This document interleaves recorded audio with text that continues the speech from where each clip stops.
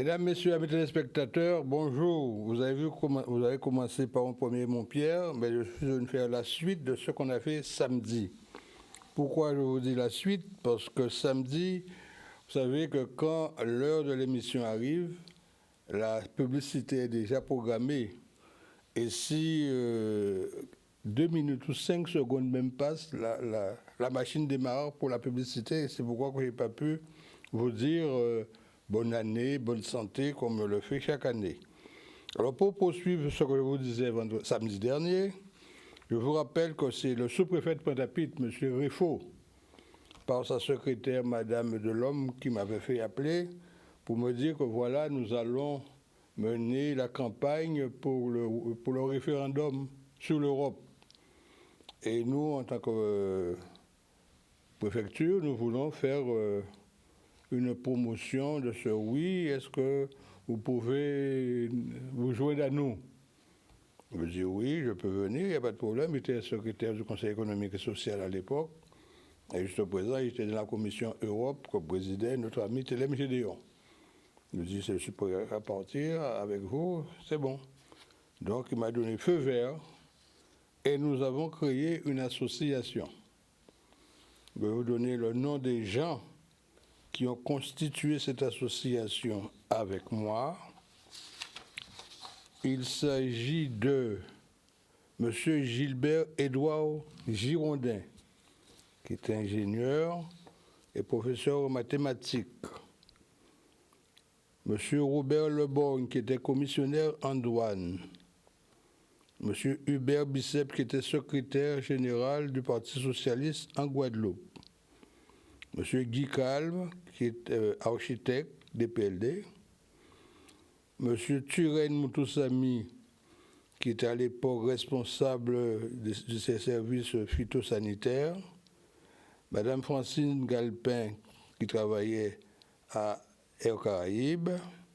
Et ma sœur aînée, Anita Montpierre, qui travaillait à son tour à Air France.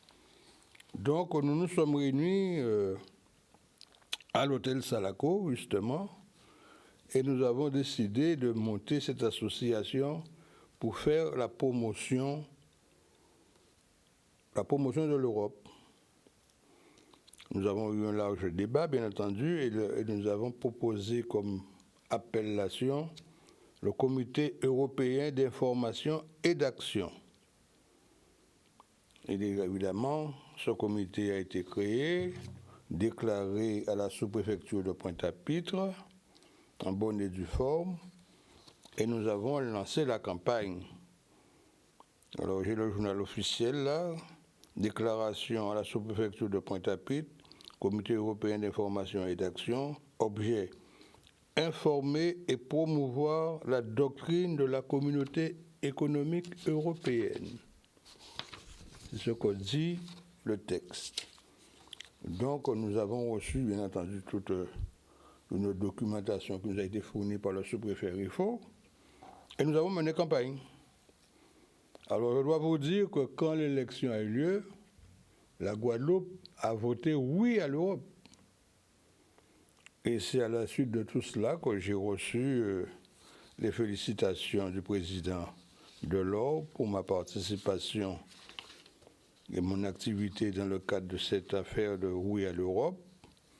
Et je suis resté en relation avec M. Delors pendant près de 7 ans.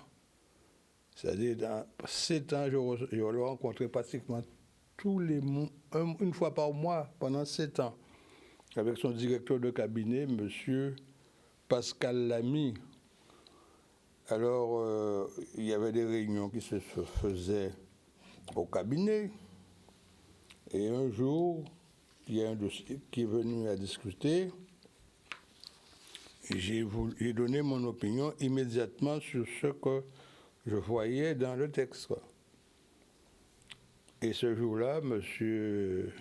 Jacques Delors a dit, concernant la réponse que j'ai apportée en lisant le texte, avec Montpierre, c'est Montpierre Express. C'est l'Express, dès qu'il voit quelque chose, il le dit immédiatement, il ne tergiverse pas.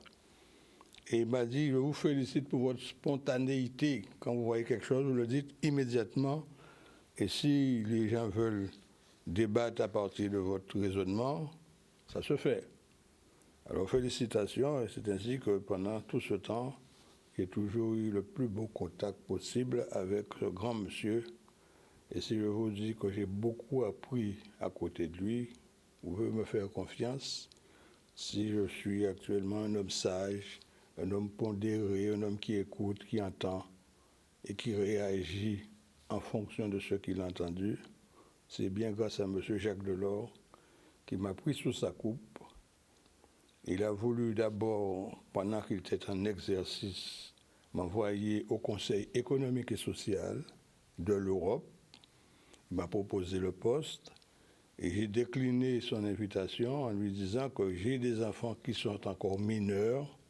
Il me faut rester aux côtés de mon épouse pour leur donner une éducation adéquate. Il me dit, mais par contre, je peux vous proposer quelqu'un d'autre. Et j'avais demandé à mon ami Télème Gédéon de choisir quelqu'un au titre du Conseil économique et social.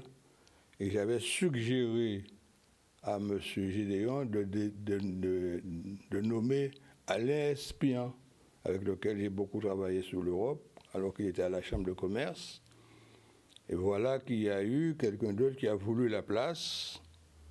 Il faut le nommer, c'était M. Jacques Salomé.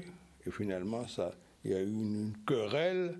Et finalement, quand le directeur de cabinet m'a relancé pour cette affaire, je lui ai dit que malheureusement, je n'ai pas trouvé de personne en Guadeloupe.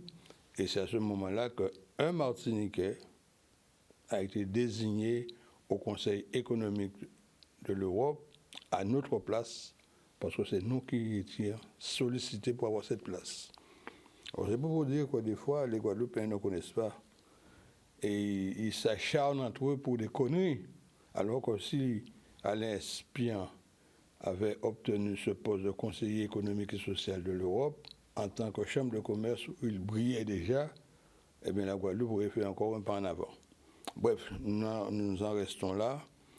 En tout état de cause, la France et l'Europe entière a rendu hier un vibrant hommage à ce grand monsieur. Et inutile de vous dire que j'étais devant ma télévision, puisque j'avais reçu une invitation pour venir à Paris.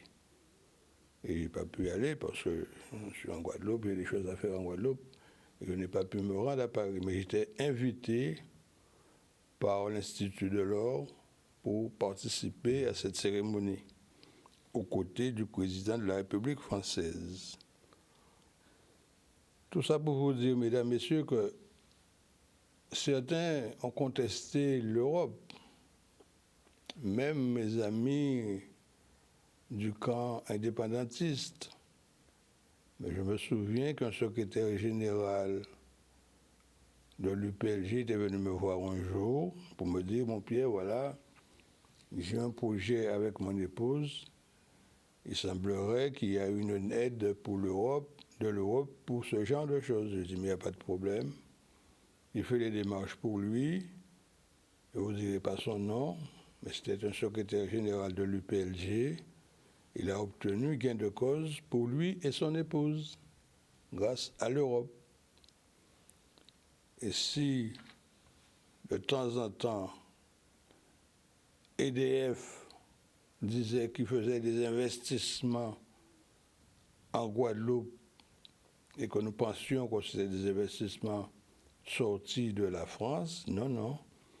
C'était les fameux moteurs, les générateurs à piston libre qui arrivaient ici et que moi je dédouanais.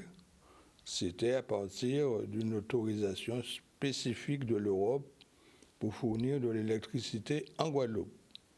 EDF, étant donné l'opérateur, il en a bénéficié, mais ce n'est pas lui qui a fait l'investissement. C'était l'Europe qui faisait ce genre d'investissement. Et j'étais là au bout du chemin pour dédouaner, c'est moi qui dédouanais pour EDF. Il y a à l'époque M. Canivet, ensuite est arrivé M. Marianne, non, d'abord M. Bad, Marius Bad, avec lequel j'ai beaucoup travaillé. Et ensuite, il y avait M. Marianne qui a eu un très grand rôle au niveau de la Chambre de commerce et de EDF. Et si le basculement de l'aéroport a été réalisé, c'est sur instigation de M. Marianne. Certes, M. Adélaïde a fait le travail, mais la décision du basculement a été prise par M. Marianne. Il faut le savoir, ça aussi. Alors, comme je dis, je ne suis pas un politique, je ne suis pas un homme politique. Je suis un observateur politique. Et comme vous le savez, je suis actuellement au CODEV par la volonté de M. Éric Jalton, maire des Abîmes, président de Cap Excellence, qui m'a désigné vice-président du CODEV. Le CODEV, c'est le Conseil de développement de Cap Excellence. Le rôle de CODEV est spécifique, c'est-à-dire que en France, comme en Guadeloupe, le CODEV est appelé à examiner les projets de la communauté d'agglo, quelle qu'elle soit. Et c'est ainsi que M. Jalton, président de Cap Excellence, nous consulte en tant que CODEV pour qu'on puisse lui donner nos positions en tant que peuple. Parce qu'il faut savoir que le CODEV n'est pas une structure politique. C'est un comité de réflexion, c'est un groupe de réflexion qui est sollicité directement par le président, mais qui a également la faculté de se saisir également de projets, de propositions qu'il soumet au président de la communauté d'agglo. Et il y a plusieurs actions que nous avons initiées avec la présidente Mme Mélis, qui a obtenu gain de cause auprès du conseil communautaire, et plusieurs de nos actions ont été portées au plus haut niveau. Et même au niveau de la France, il y a une de nos missions qui ont été sollicitées par des organismes nationaux à propos de la démarche que nous avons initiée pour Cap Excellence. Et je vous rappelle, au cas où vous ne le sauriez pas, que Cap Excellence a été félicité par l'INSEE pour la qualité de son travail. Donc nous avons contribué modestement, mais nous avons contribué à ce travail avec notre équipe du CODEV. Et récemment, il y a eu le renouvellement du CODEV. Mme Mélis a été renouvelée à son poste de présidente et moi je suis resté vice-président, il n'y a pas de problème, parce que Mme Mélis n'a pas démérité. Tout ça pour vous dire, mesdames, messieurs, que nous sommes dans une nouvelle année, 2024. Ça va être une année charnière, disons, parce que tous les pieds sont déjà dans les cale-pieds et les gens n'attendent que le feu vert pour lancer la campagne des élections européennes. Comme je vous l'ai dit, nous avons dit oui à l'Europe. Nous ne pouvons pas nous déjuger cette année. Nous devons rester fidèles à nos engagements européens. Et comme je vous le dis, je suis prêt à reprendre mon bâton de pèlerin pour faire la promotion de l'Europe. Parce qu'étant donné le temps que j'ai passé à Bruxelles et à Strasbourg, je peux vous assurer que c'est un lieu important que nous devons avoir un représentant permanent à ce niveau-là. Et à cet effet, je peux vous dire que le premier élu à l'élection européenne, c'est notre ami Frédéric Jalton. Rappelez-vous. Et j'ai un témoin, je peux le citer, monsieur, comment il s'appelle, Lucien, mon ami Lucien, qui habite à Rézé, qui était secrétaire de la section socialiste de Pointe-à-Pitre aux côtés de Félix Proto. Et il me dit, voilà Alex, nous allons recevoir le premier secrétaire général du Parti socialiste en la personne de M. François Mitterrand et nous organisons une rencontre, déjeuner à la Vieille Tour, et personnellement, je souhaiterais que tu sois présent. Lucien Mire, hein, il est là, il n'est pas mort, il est là. Je dis oui, je viendrai, et je suis venu, effectivement. L'élection avait lieu, l'élection européenne avait lieu. C'est Madame Veil qui avait été désignée présidente, et le Parti socialiste avait obtenu 23 sièges. Le 24e de la liste, c'était Frédéric Jalton. J'ai personnellement interpellé le secrétaire général François Mitterrand en lui disant, écoutez, Monsieur le Président, vous savez que notre ami Frédéric Jalton n'est plus député puisqu'il avait été battu par le représentant de Petit-Bourg. Et alors, il est disponible. Est-ce que vous ne pourriez pas demander à l'un des élus de démissionner pour que Jalton, qui est en 24e position, devienne le 23e et qu'il obtienne ainsi le poste de député européen? Ça a été enregistré, ça a été remis au procès-verbal, et quelques jours après, je reçois un appel de M. Mauroy, qui était l'un des hommes forts à côté de M. François Mitterrand, pour me dire que votre proposition a été acceptée et un des élus va démissionner pour que le député Jalton soit appelé, pour qu'il soit député européen. Et c'est ainsi que Frédéric Jalton est devenu député européen. Et quand on lui a envoyé sa lettre pour lui informer tout ça, et le jour où il devait être installé au Parlement européen, je me suis déplacé pour l'accompagner. C'est pour vous dire que Frédéric Jalton et moi, nous avons une longue histoire. Et enfin, passons. Et si je suis à côté de son fils, ce n'est pas par hasard, parce que, comme je vous l'ai dit, je suis né le 24 mai 1942. Mon père et Frédéric Jalton étaient des inséparables. Ce sont des gens qui aimaient le jeu de Grendé, le jeu de Pitacoque, tous les jeux, Baccarat et compagnie. Ce jour-là, c'était la Pentecôte, donc c'était fête. Frédéric Jalton est passé chercher mon papa à la maison. Ma mère est enceinte de moi, gros ventre, et ils sont partis faire leur bordée. Je suis né le 24 mai 1942 à 15h. Quand ils sont revenus le soir, la première personne qui m'a pris dans ses bras, avant même mon papa, selon ma mère, c'est Frédéric Jalton. Et cette relation a été durable jusqu'à sa mort. Et si Éric Jalton et moi nous sommes bien, c'est parce que je le considère comme un petit frère. Et si les gens interviennent pour me dire oui, il a fait ci, il a fait ça, je dis écoutez, je le connais mieux que vous. S'il a fait ça, c'est parce qu'il avait des raisons bien particulières pour le faire. Je l'ai toujours défendu, je le défendrai toujours. Et récemment encore, j'ai rencontré le député Servat, avec lequel j'ai de très bonnes relations, parce que c'est un cousin à moi, il faut le savoir aussi. C'est un allié Montpierre. Il ne porte pas Montpierre, mais c'est un membre de la famille Montpierre.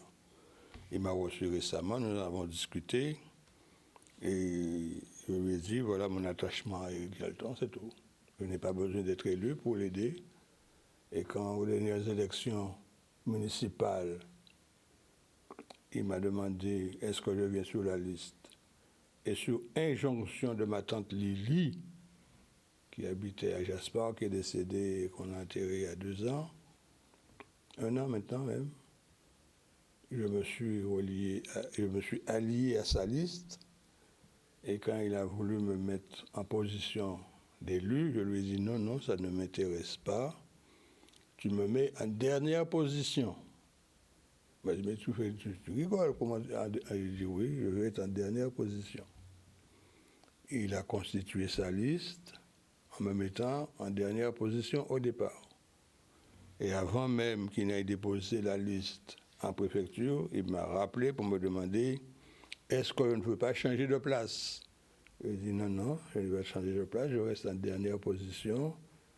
Et je n'ai pas besoin d'être un élu de la ville des Abîmes pour aider ma ville. C'est tout. Voilà, mesdames, messieurs, ce que je vais vous dire aujourd'hui. Nous avons passé un petit moment agréable aujourd'hui. Vous avez vu, c'est le calme et la sérénité. L'année nouvelle est arrivée. Tous les vœux ont été proposés, mais seront-ils exaucés? C'est une autre histoire. Mais moi, en ce qui me concerne, je reste fidèle à vous et je serai à vos côtés tous les samedis pour vous apporter mes éclairages dans le cadre du Forum libéral. Bon week-end à vous tous et encore bonne année.